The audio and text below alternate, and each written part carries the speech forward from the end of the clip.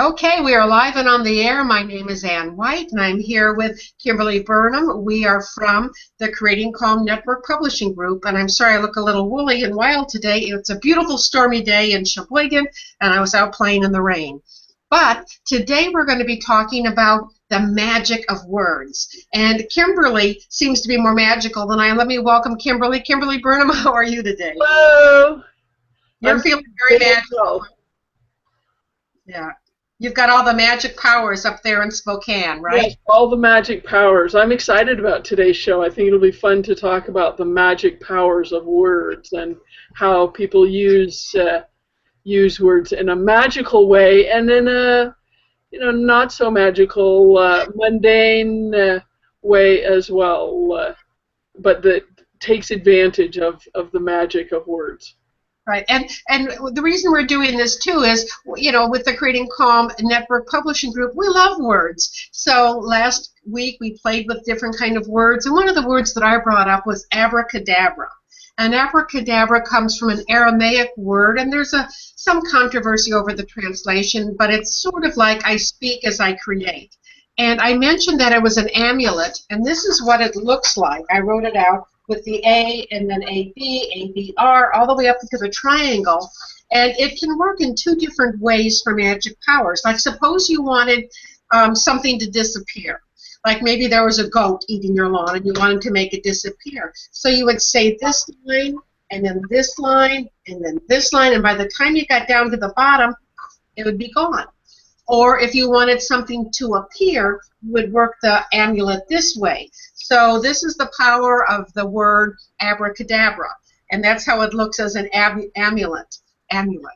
So that was the one thing I brought. And before I turn it over to Kimberly with her magic bag of tricks, I thought, you can't come to the table and with one magic word. So the second magic word I have is hocus pocus.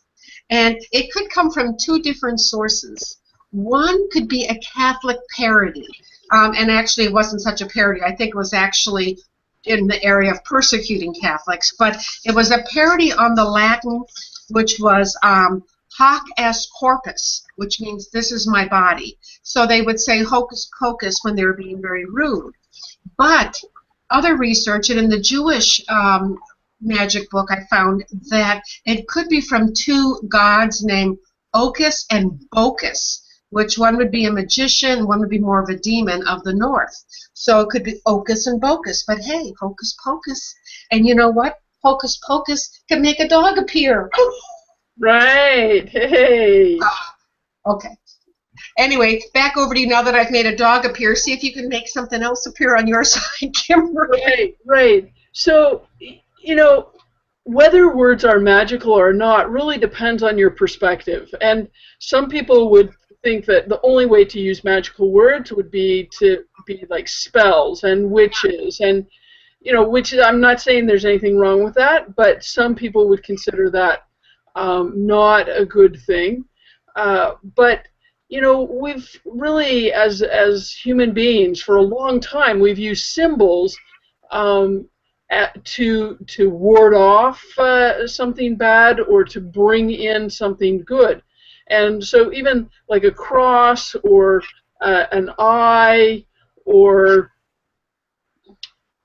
some other kind of symbol, we wear these symbols. And sometimes we wear letters, letters of our own name, right?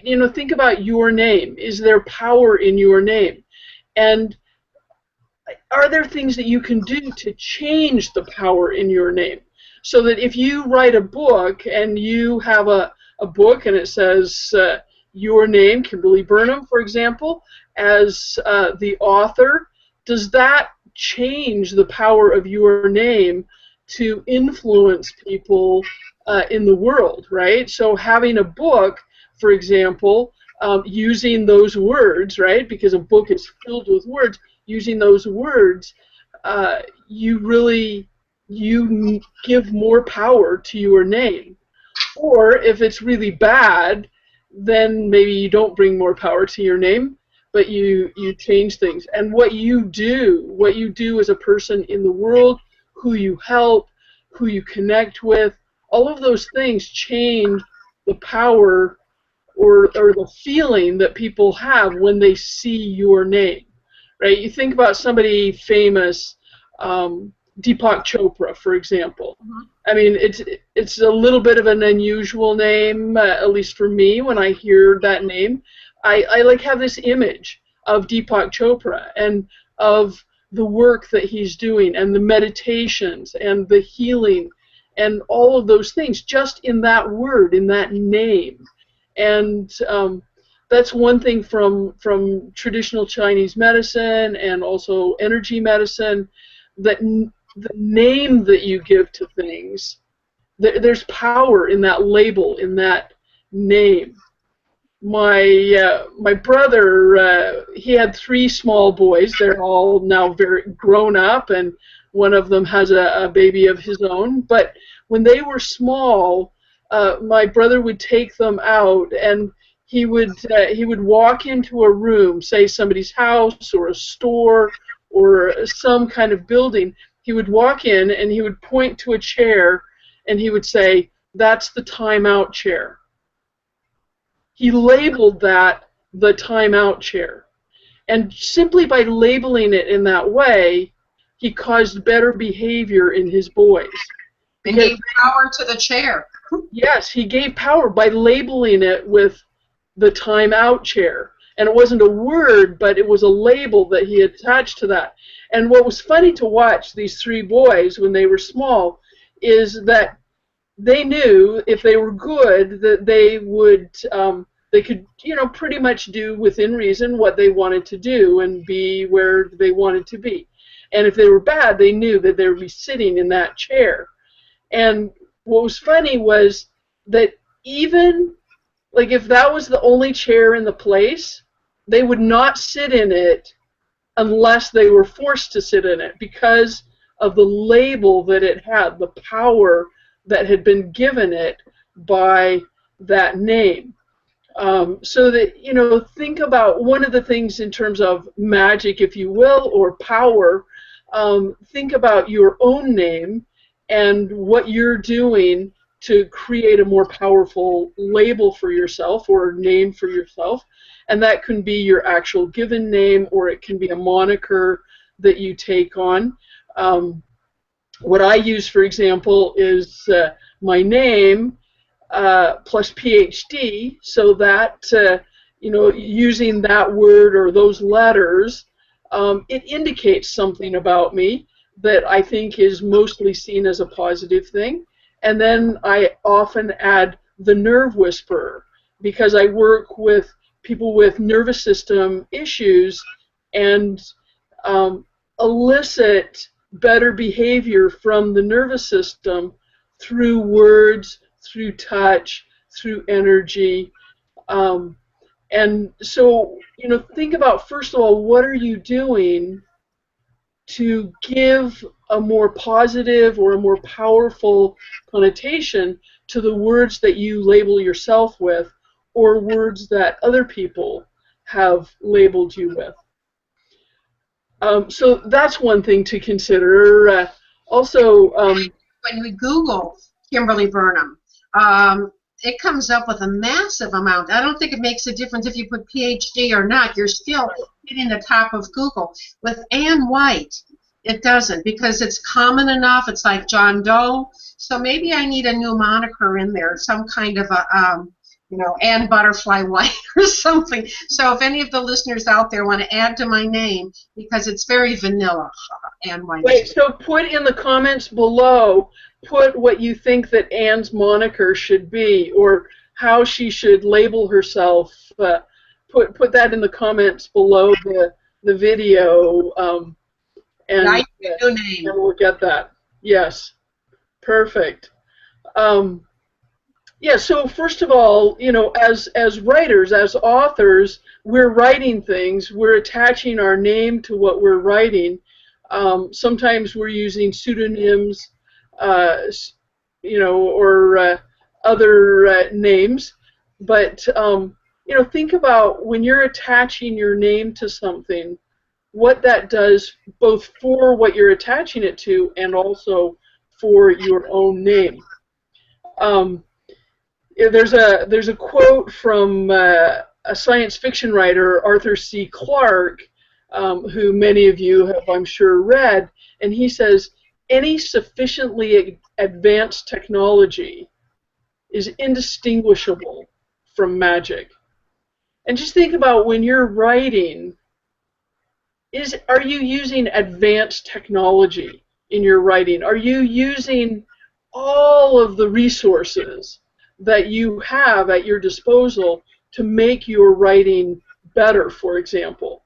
And for me, working in healthcare, what this means also is that some of the things that I do, some people would consider it kind of in that magical realm, in the alternative realm, in the complementary medicine realm, and might sort of say, well, that's not really real. But I take this quote from Arthur C. Clarke to say, no, it's very advanced technology, it's very advanced tools or techniques that I'm using, and sometimes the results are really indistinguishable from magic. There was a wonderful witch, and I'm trying to think what her name is, and I have forgotten, but what she said was that one of the definitions of magic is being able to change states of consciousness at will. Being able to change states of consciousness at will. Wow, and with that, you can really think of magical words. Right, and so really in using words in what you write, like if you use sensory words, for example, you create an image in the reader's mind, right? That image pops into their mind. There's of course the famous quote, "Don't think about a pink elephant." And of course, what comes into your mind, this image of a pink elephant.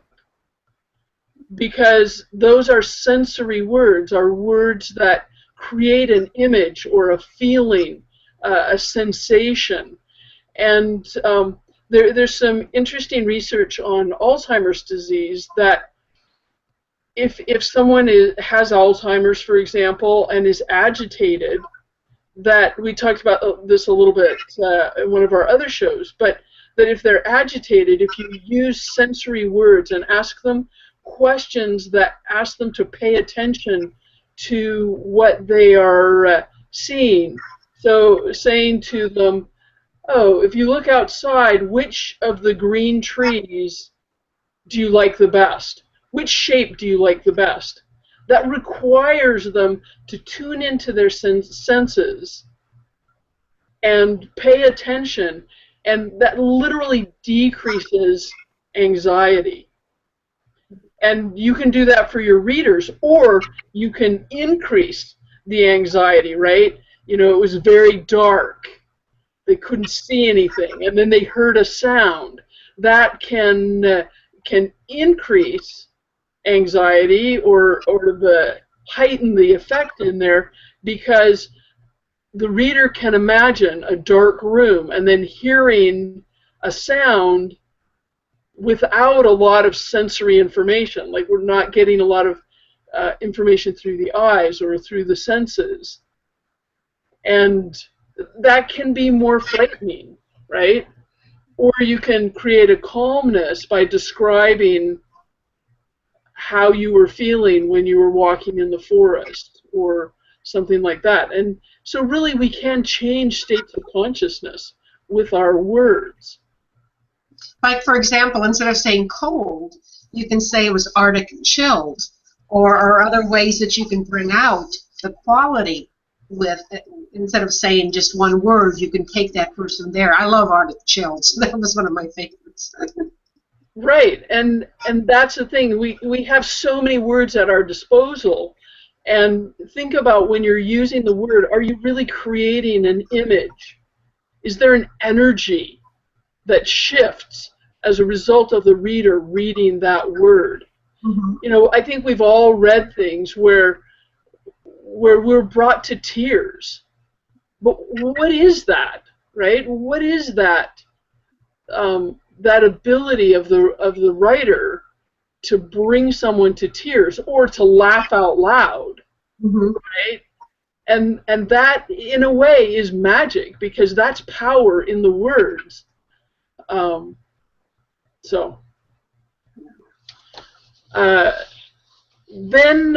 one of the other things that is sort of more magical, really, that I wanted to talk about today, and you can go over, you know, it might be just above this video, you'll see an image, or you might have to go over to our website, creatingcalmnetworkpublishinggroup.com, and look in our toolbox, which is where these videos are. These there are 8 videos now to see those. But just above this video, there's an image of what's called a sigil. A sigil spelled S-I-G-I-L, or sigils, S-G-I-L-S.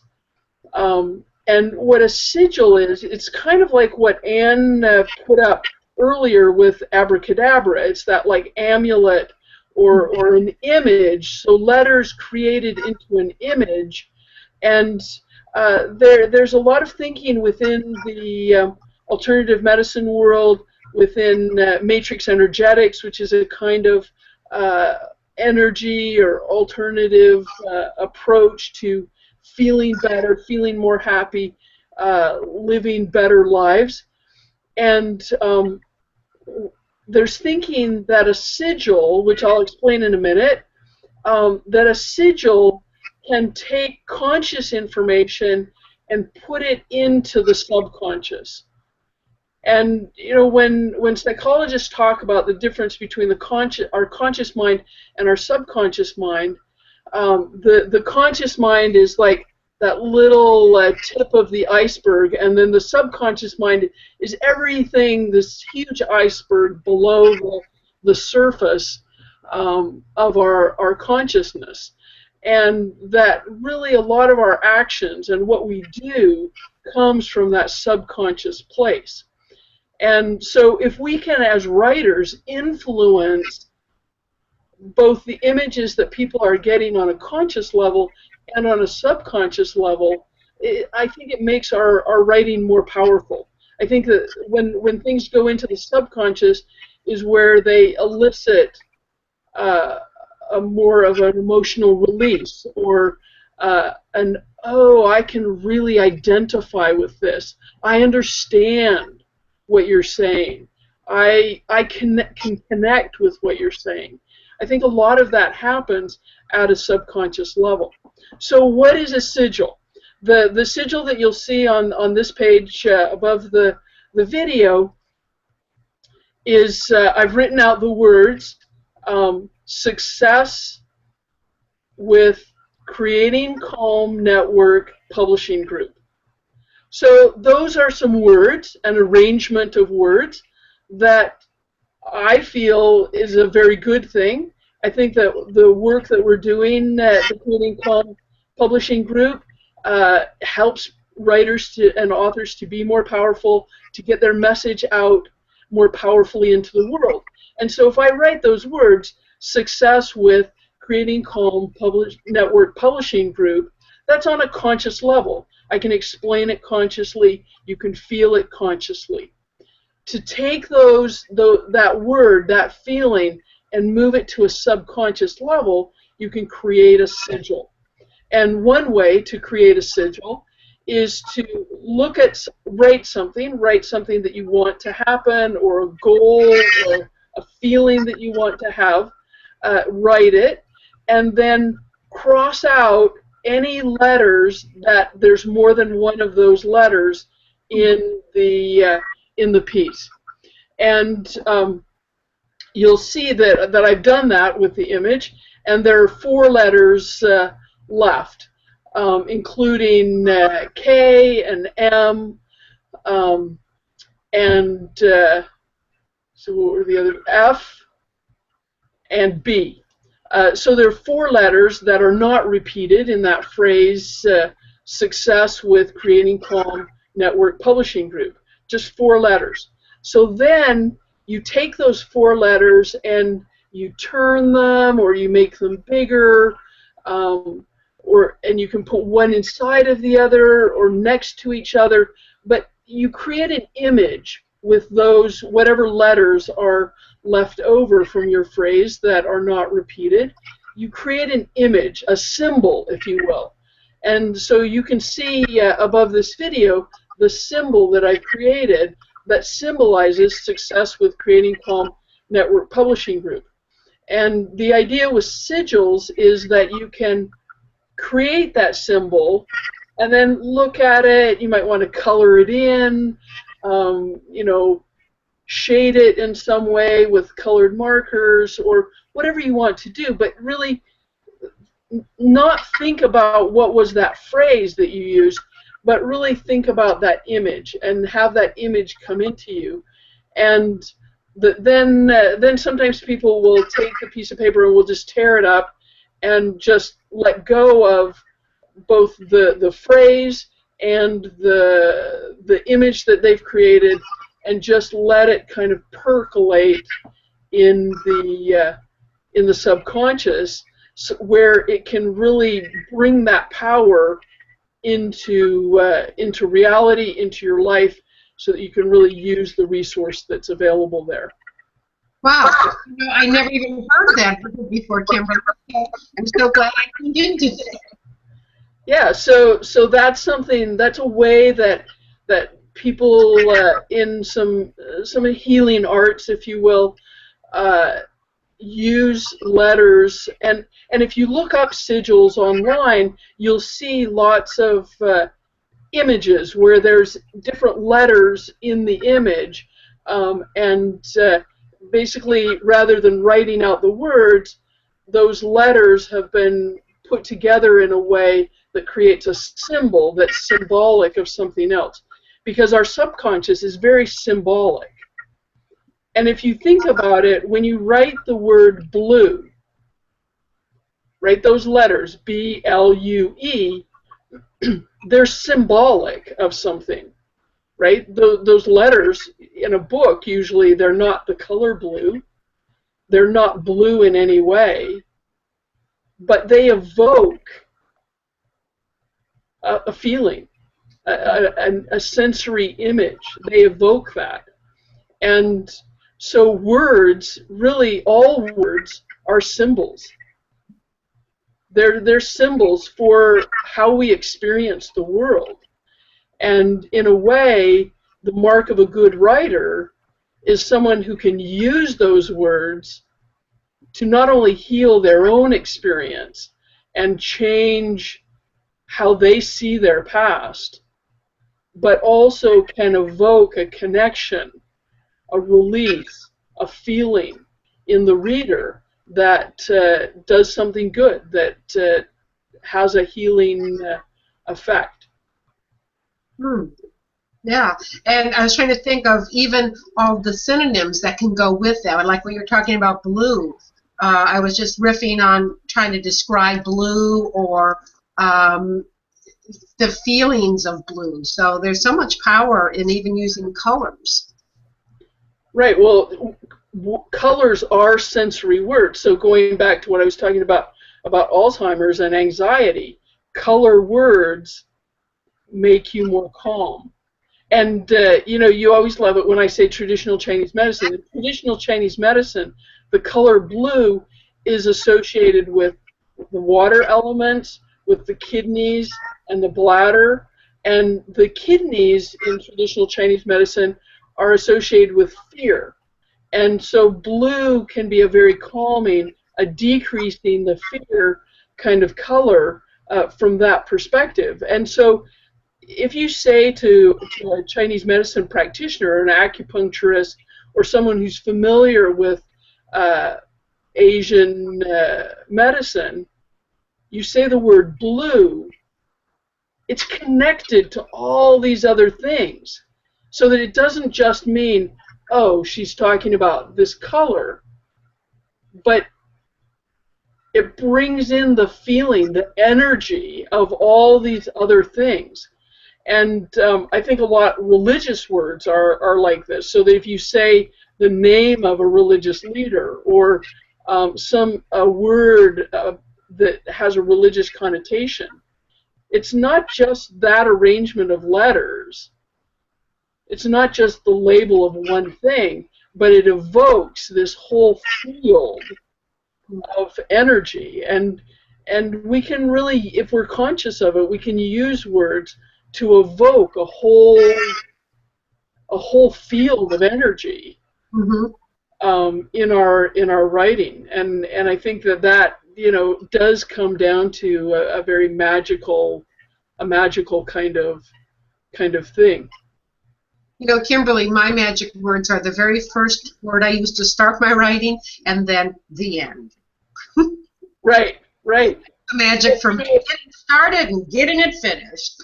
Right, and you think, what does the end mean? Really means the beginning of editing, but go ahead. Wow, that's a big bottle. Right, yeah. But it carries more meaning, right? So the end, it means you've been on this journey. And think about, what journey do you want to take the reader on? Where do you want the reader to be at the end? And how will it feel to you when you write the end? It's words have such power that sometimes we don't even realize. I came across also another kind of interesting statistic, and that was, or I don't know if it would be considered really a statistic, but when you write dialogue, so if you're writing dialogue, he said, she said kind of dialogue in your book, it was interesting to me that I read that people who are deaf from birth, they have more trouble literally reading dialogue than someone who is hearing, or someone who lost their hearing later in life, because for most of us, when we're reading dialogue, it's like we're not exactly hearing voices, but there's something that's different in our brain when we're reading dialogue as compared to when we're reading just prose, like a straight paragraph. Sometimes we might even give them an accent or a tone or a chip, maybe a chippy way of talking. So I think we presume how they're sounding, whereas if you've been deaf, you don't have that way to do that presumption. Right, and so it literally makes it more difficult. And so think about, unless you're talking about somebody blind from birth, using words that are color, shapes, words that create a visual image, all of us except for people who have been blind from birth, we have that ability it creates an image in our head. It does something different. The word blue does something different than the word car or the word philosophy, right?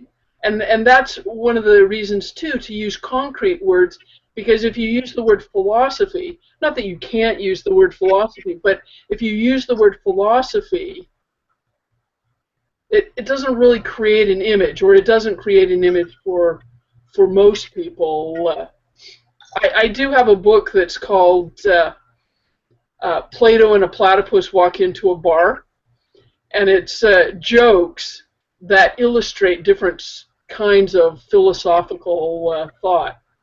So it's a great name. It's a great name for a book.